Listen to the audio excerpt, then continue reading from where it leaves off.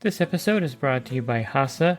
Liquid is clearly better. Liquid chlorine is the highest purity, works immediately, has no added cyanuric acid or calcium, and it will leave your pool safe, clean, and clear. And by the Bottom Feeder professional grade battery powered vacuum system. It sucks to clean pools, so cleaning pools sucks less. Get $100 off with code DVB100. This episode is brought to you by Skimmer, the #1 pool service software in North America. With Skimmer, you can streamline your schedule, grow your revenue, and keep your customers coming back with 5-star service. Whether you're a one-person operation or an established team, Skimmer is your partner in success. Visit getskimmer.com/poolguy to try Skimmer for free for 30 days. The Pool Guy Podcast Show. The Pool Guy Podcast Show. The Pool Guy Podcast Show.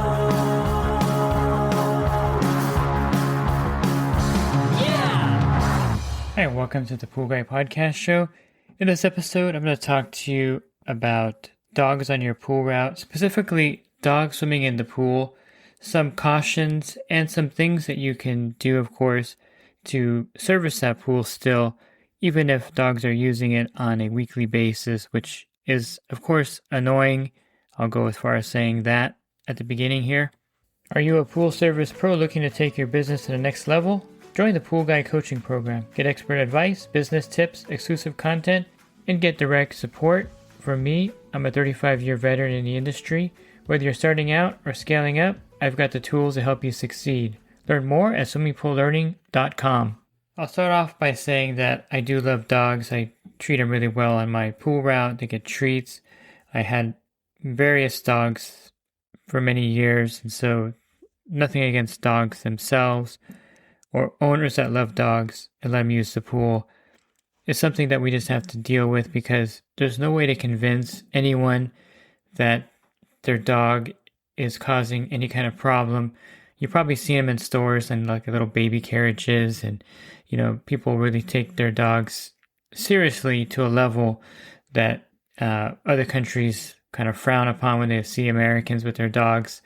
There's some countries that actually eat dogs. I mean, it's pretty crazy, the polar opposite from one side of the world to the other. And it's something that you're just going to have to deal with in pool service, that there's no way to change the customer's attitude. You shouldn't waste your time or breath even trying to change their attitude about their dog using the pool as something that's not good for the pool. I don't know if it affects the dog, to be honest with you. They have a really high tolerance for chlorine. I had a husky that would drink out of the pool I had a salt pool with borates in it. It would drink out of the pool every day. It wouldn't affect it at all. I had a water dish there, but it just like drinking out of the pool, or she liked drinking out of the pool. And it's one of those things where it's unavoidable. So I think they do have a high tolerance for chemicals and chlorine, and it doesn't really affect them to the same level that it will affect regular humans using the pool, I should say. We probably don't have quite the tolerance that they have for a lot of things, and it's something that is part of pool service in Southern California, where you're going to have some pools that have usage by the dogs. Now, at what extent are the pools used by dogs? Sometimes dogs just take a dip in there to cool off, and what's going to happen is you're going to have some added mess to the pool where there'll be more dirt in the bottom, or the filter may get dirtier, and there may be more dog hair in the pool. Not necessarily does the dog need to get into the pool to have dog hair everywhere in the pool. I've had accounts where the gardener or landscaper shows up and blows all kinds of debris into the pool without, you even having the dog swimming in the pool. So that's really not a factor. In some cases where you have dogs directly in the pool, you actually have the dog hair and everything getting blown into the pool itself there. And so dog swimming in the pool, I'll categorize it in 3 different categories. One would be the occasional swimmer, or a dog that just stays on the steps and dips its feet in. There's several dogs that do that. They'll just go into the first 1 or 2 steps and go back out of the pool. They won't actually go into the pool. And then you have category number 2, which is 1 or 2 dogs swimming in the pool on a continuous basis. And that's, pretty typical. You have 1 dog in the pool and it swims ever so often. The pool is actually fairly manageable at that point with 1 and 2. When you get to level 3 is when you have a lot of problems, when you have 3 or 4 dogs using the pool on a continuous basis. And believe me, there are those accounts out here where several dogs are using the pool all summer long. Now, there are some ways to prevent the dogs from getting into the pool, of course. They can put a fence around it, a mesh fence around it. They can cover the pool. And with the Spider-Man safety net, I don't think you would want to put a solar blanket on the pool. That could be dangerous for the dog. They may not understand that. But you can put like a Spider-Man mesh cover, which I don't like, by the way, or put a mesh fence around the pool. And it's something that can be done to stop them. Something really simple that can be done to stop the dog from getting in the pool is to put a lawn chair or wood across the step area. Most dogs, now there are some dogs that will jump in the pool. I've had a few of them. Very rare that you'd have a dog that jumps in the pool. At least I only had one Labrador on my route that did that. They would get in from the step area. So if you block off the steps, the dog is not going to get into the pool in most situations. An easy solution for the homeowner.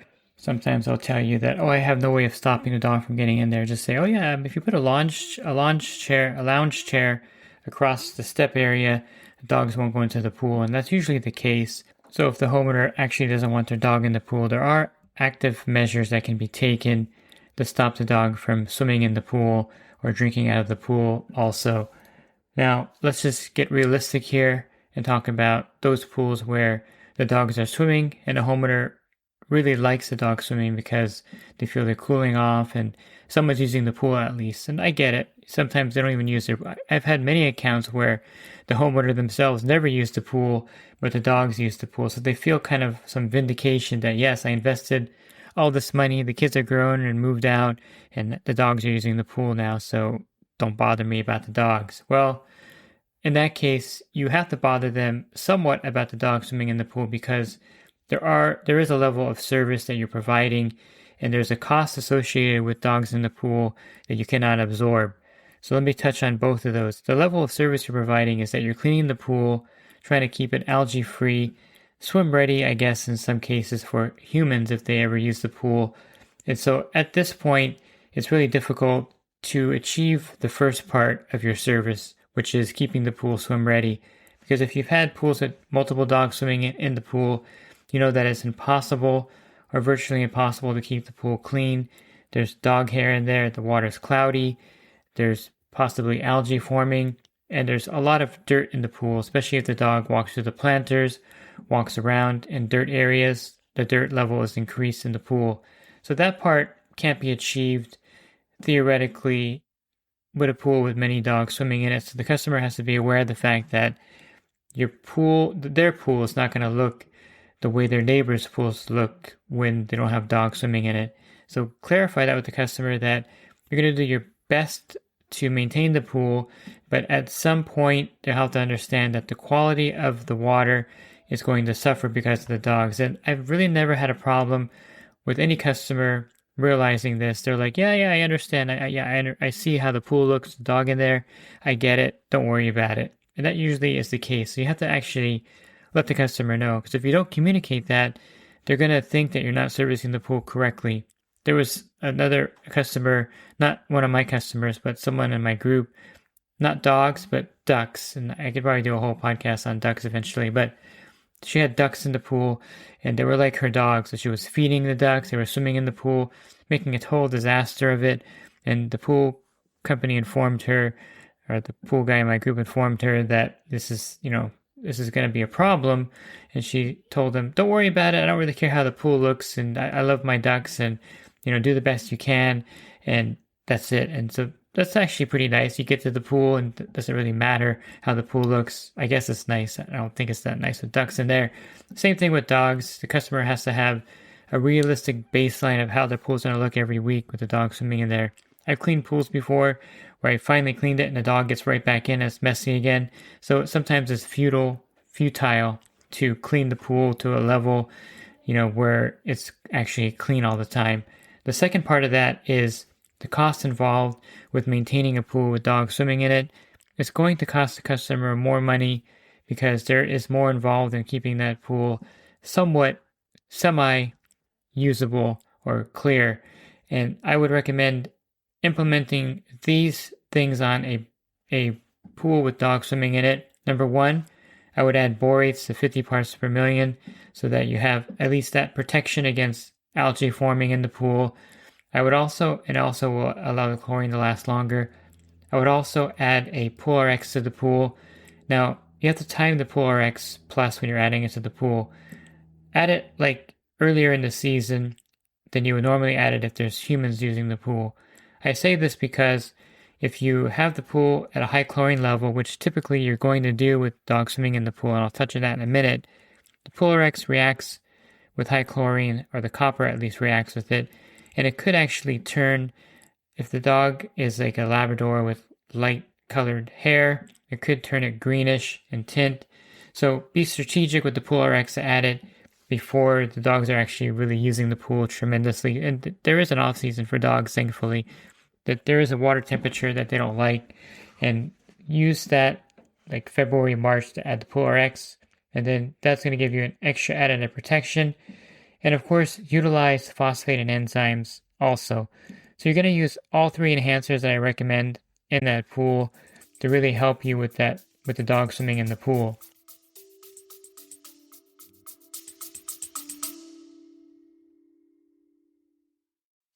And the Pool Guy Podcast Show has teamed up with UPA to bring you affordable, reliable liability insurance starting at just $64 a month.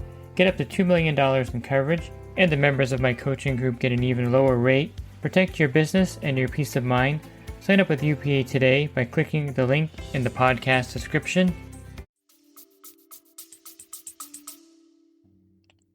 So the enzymes are going to really help with the scum line that kind of builds up on the tile from the dog swimming in the pool. But of course, go back to point one with the customer, realistic expectations of how clean the pool actually is going to look. Let them know that that scum line is something that may build up over time, regardless of what you're doing to the pool. Brushing the tile, putting enzymes in. The dogs have a lot more oil in their skin, and there's a good potential that you're going to have a lot more of that dark black buildup on the tile line. But the enzymes will help somewhat to keep that from forming quickly, and it may make it less noticeable. Let me touch on the chlorine in the pool, and this is something that you're going to have to let the customer know that since the dogs are swimming in the pool, and you can use the old kind of urban legend that, one dog is like 10 people swimming, just go ahead and tell them that, and you're going to need more chlorine in the pool to maintain that pool. And they should be okay with purchasing a 50-pound bucket of Cal Hypo that you keep on the job site that you can add to the pool to shock the pool. And it's something that you're going to have to understand that dogs in the pool equals a higher price for service, which means that they're going to pay for more chemicals, trichlor tablets, Cal Hypo. If they have a saltwater pool, you're still going to have to kind of boost it with some chlorine as well, because the dogs really destroy the chlorine level in the pool rapidly. So let the customer know that there's going to be extra charges, of course, for the borates, for the PoolRx, for the enzymes and phosphate remover, and for the extra chemicals in the pool. Most people will be okay with that because they love their dog swimming in the pool. I really haven't had anyone push back that I can think of when I'm charging them for extra chemicals for the pool to help keep it stable. And then, of course, on the flip side of that is the fact that you're going to have to really treat the filter differently than filters on your pool route that don't have dogs swimming in them. What I mean by that is that if you have quad cartridge filters where the dogs are swimming, typically I would change those out every 3 years. That's kind of my baseline. Every 3 years, change out those cartridges. If you have dogs swimming in the pool, I would change those cartridges out every year and a half. You accelerate that because the cartridges do get worn out. They do get a lot more oil in them, and a lot more hair and dirt and grime gets in there. And you're going to be cleaning these also more often than you normally would clean a regular pool without dogs swimming in them. So typically, the quad cartridge filters, the 4 cartridges, I'll clean every 6 months. But if dogs are swimming in the pool, I go to every 3 months cleaning those filters. Extra money for you, a little extra work for you. But the customer understands this because you're going to explain to them that it requires more filter cleanings with the dogs in the pool. Same with diatomaceous earth filters. You can backwash them to a certain point, but you're going to have to break them down probably every 4 months and clean them off and put them back together with fresh DE. And I would say that the elements probably will last a little bit less also. So instead of going 3 years, changing the elements, go 2 years with the filter grids and a deep filter. And the sand filter, of course, you just want to backwash it whenever you need to. When the PSI goes from 20 to 30, backwash the sand filter. But the filter is also a factor, and you really need to be aware of the fact that they're going to need more filter cleanings. And sometimes you're going to open up the filter and it's going to look like there's a dog living in that filter. There's so much hair in there.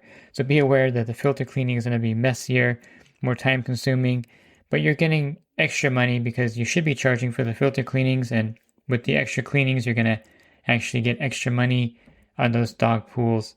And it's all about educating the customer of how the dog affects your pool service. You're not going to be able to keep the pool clear, and they're going to have to pay extra for the chemicals you're using in those pools. As long as you're clear about it, transparent, and the customer has these expectations of how the pool's going to look, what you're going to do at the pool, the extra work you're going to do, the extra money for the chemicals, they should be fine with it. And again, I really haven't had much pushback when I implement these things with the pools. You can gradually do the enhancers if you want. You can start with borates, and then you can try the PoolRx if you need to. But I would not say that you would not want to be adding enzymes and phosphate removers. You want to do that for sure. And the PoolRx would be optional, because with the borates and the enzymes and phosphate remover, that may be enough. But I always like the PoolRx anyway as extra insurance with the dogs in the pool. And it doesn't hurt really to use it. It's something that's going to just make your job easier. The last thing you want to do is to not implement these things and then struggle with the pool, have algae, have constant cloudy water, which is going to be somewhat cloudy anyway, but it's going to be much easier if you really tackle everything up front and let the customer know that it's going to be a different kind of pool service with the dog swimming in the pool than if they were not swimming in the pool. Looking for other podcasts, you can find those on my website, swimmingpoollearning.com. Go to the banner, there's a podcast icon, click on that, and there'll be over 1,800 podcasts for you to listen to at your leisure. And if you're interested in the coaching program that I offer, you can learn more at poolguidecoaching.com. Thanks for listening to this podcast. Have a great rest of your week, and God bless. This episode is brought to you by HASA, providing products that deliver clean, healthy water for every aspect of everyday life. The bottom feeder battery-powered vacuum system, portable, powerful, and only weighs 12 pounds. And Skimmer. Get Skimmer, America's #1 pool service software. Podcast listeners can try Skimmer for free at getskimmer.com/poolguy.